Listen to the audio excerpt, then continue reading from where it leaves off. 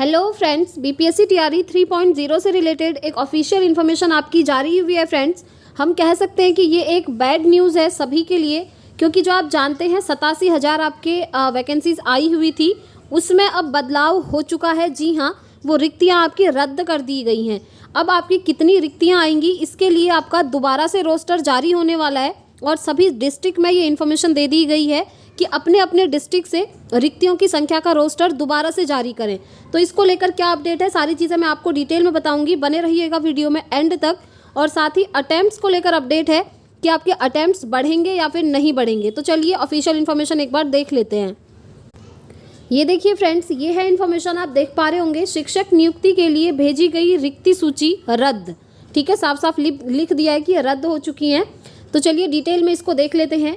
सभी जिलों के डीईओ व डीपीओ को दोबारा रोस्टर बनाने का आदेश दिया गया है। देख लेते हैं यहाँ पर डिटेल में क्या कहा है। मुजफ्फरपुर, देखिए वैसे तो ये मुजफ्फरपुर का है, पर ये पूरे बिहार के लिए है। ठीक है, सभी डिस्ट्रिक्ट के लिए। देखिए, बीपीएससी तीसरे चरण के शिक्षक नियुक्ति की भेजी गई रिक्ति सूची रद्द कर दी गई है। अब नए सिरे से रिक्ति का रोस्टर बनाया जाएगा। मुजफ्फरपुर समेत सभी जिलों के डीईओ और डीपीओ स्थापना को दोबारा रोस्टर बनाने का निर्देश दिया गया है, यानी कि सभी डिस्ट्रिक्ट की बात हो रही है। ठीक है, जिला शिक्षा पदाधिकारी अजय कुमार सिंह ने कहा कि रिक्ति पहले वाली ही रहेगी, लेकिन कोटिवार रिक्ति बदल जाएगी।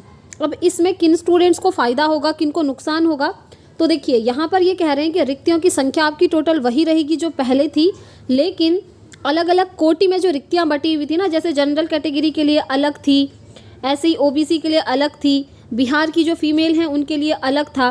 तो इनमें अब आपको परिवर्तन देखने को मिलेगा, यानी कि यहाँ पर आपको नुकसान भी हो सकता है और फ़ायदा भी हो सकता है। यहाँ पर रिक्तियों की संख्या घट भी सकती है अलग अलग कैटेगरी में और बढ़ भी सकती है, जो चीज़ की इन्होंने। अब देखिए, आपके फॉर्म फिलअप की डेट भी चली गई है, एग्ज़ाम नज़दीक है और फिर से संशोधन हो रहा है। तो मैंने आपको पहले ही बोला था कि बीपीएससी में कुछ भी हो सकता है, एग्ज़ाम के दिन टाइमिंग तक चेंज हो जाती है, फिर ये तो रिक्तियों की बात है। देखिए डिटेल में यहाँ पर मुजफ्फरपुर समेत सभी जिलों से रोस्टर बनाकर भेज दिया गया था। उसके बाद सभी जिलों की विषयवार रिक्ति जारी कर दी गई थी।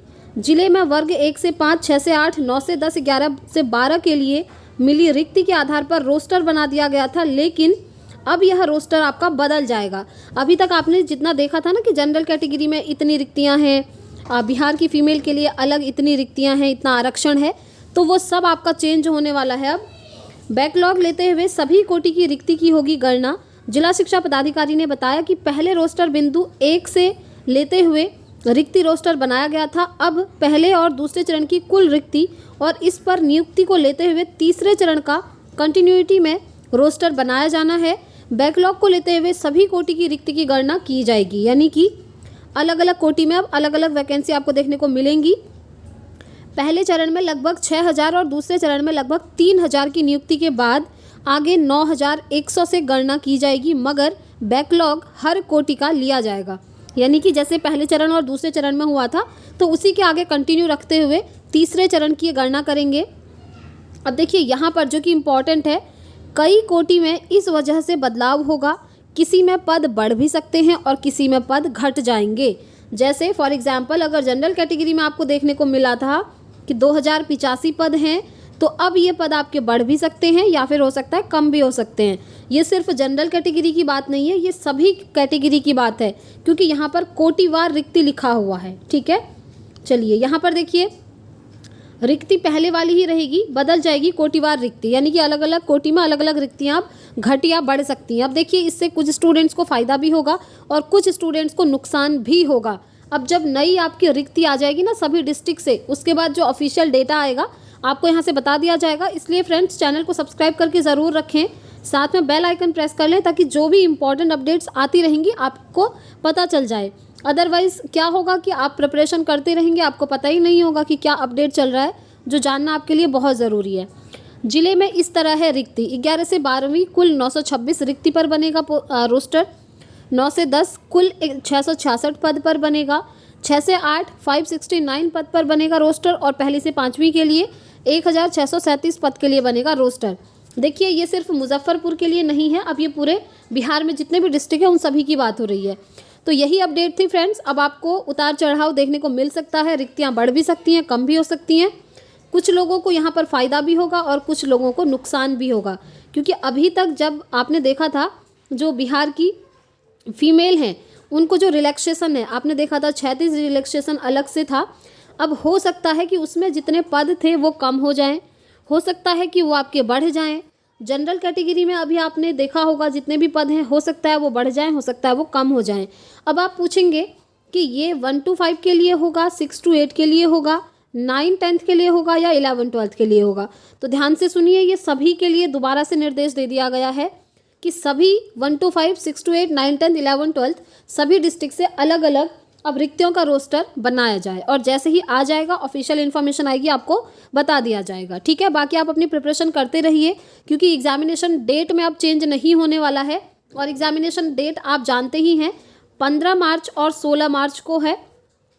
16 मार्च को आपका 9 10th के सारे सब्जेक्ट्स का पेपर है, और 15 मार्च को पेपर आपका 2 शिफ्ट में होना है। मॉर्निंग शिफ्ट में आपका 6 to 8 का सभी सब्जेक्ट का है, और इवनिंग की शिफ्ट में 1 to 5 के सभी सब्जेक्ट का पेपर है। और 16 मार्च को सिर्फ एक शिफ्ट में आपका एग्ज़ाम है, और उस दिन 9 10th के सभी विषयों का आपका पेपर हो जाएगा। अब बचे हुए हैं यहाँ पर 11 12th की एग्जामिनेशन डेट।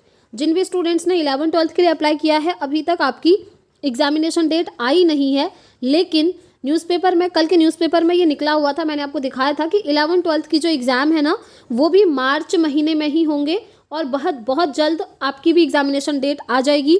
तो आप लोग ये मत सोचिएगा कि आपके एग्ज़ाम मार्च में नहीं होंगे, अप्रैल मई में पोस्टपोन हो जाएंगे, ऐसा नहीं होगा। 16 मार्च के बाद आपके एग्ज़ाम कभी भी हो सकते हैं और एग्जामिनेशन डेट आपकी कभी भी आ सकती है, इसलिए आप भी प्रिपरेशन करते रहिए। बाकी जो भी ऑफिशियल इन्फॉर्मेशन आएगी आपको यहाँ से दे दी जाएगी, चाहे वो एग्जामिनेशन डेट को लेकर हो, चाहे वो रिक्तियों की सूची को लेकर हो। फिलहाल अब ये मुद्दा यहाँ पर अटक गया है। आप देख ही रहे हैं 87,000 अच्छी खासी वैकेंसीज थी, अब ये जो है आपकी बढ़ भी सकती हैं और कम भी हो सकती हैं। ठीक है, तो वीडियो पसंद आई हो तो फ्रेंड्स लाइक शेयर ज़रूर कीजिएगा, और साथ में आप लोगों का एक क्वेरी बहुत आ रही है कि 5 अटैम्प्ट्स होंगे या फिर नहीं। तो देखिए फ्रेंड्स, जिन स्टूडेंट्स ने फॉर्म फिलअप करना था उन्होंने तो कर लिया है। अब आप लोग ये मत सोचिए कि आपके अटैम्प्ट्स बढ़ेंगे या कम होंगे, आप बस एग्ज़ाम पे फोकस कीजिए और एग्ज़ाम दे दीजिए अगर फॉर्म फिलअप किया हुआ है तो। क्योंकि देखिए 3 अटैम्प्ट्स तो आपके पास ऑलरेडी थे, बट अभी 3 कैबिनेट मीटिंग होनी थी और वहाँ पर ये मुद्दा रखा जाना था कि आपके अटैम्प्ट्स बढ़ा करके 5 कर दिए जाएंगे। बट अभी तक ऑफिशियल नोटिस नहीं आया है, लेकिन जिन भी रिसोर्सेज से हमें पता चला है तो वहाँ से यही इन्फॉर्मेशन आई है कि ये जो 3 अटैम्प्ट्स हैं बढ़ करके आपके 5 अटैम्प्ट्स होने के पूरे चांसेस हैं। जी हाँ, और ये बहुत अच्छी गुड न्यूज़ भी आपके लिए कह सकते हैं। बट ऑफिशियल नोटिस नहीं आया है, जब तक ऑफिशियल नहीं आता तब तक हम 100% श्योरिटी के साथ नहीं कह सकते हैं। ठीक है, और बट जैसा कि आपने देखा नियोजित शिक्षकों के लिए तो ये हो चुका है, उनको 5 मौके दे दिए गए हैं। बाकी प्रधान शिक्षक के पद आए थे, आज मॉर्निंग वाली वीडियो में मैंने आपको दिखाया था 40,000 प्लस वैकेंसीज आई हैं प्रधान शिक्षक की। आप वो वीडियो देख लीजिएगा, PDF टेलीग्राम पर मिल जाएगा। अगर आप लोग एलिजिबल होते हैं तो उसके लिए भी अप्लाई कर सकते हैं। तो इस वीडियो में इतना ही रखते हैं फ्रेंड्स, मिलेंगे नेक्स्ट वीडियो में नेक्स्ट अपडेट के साथ। Thanks for watching.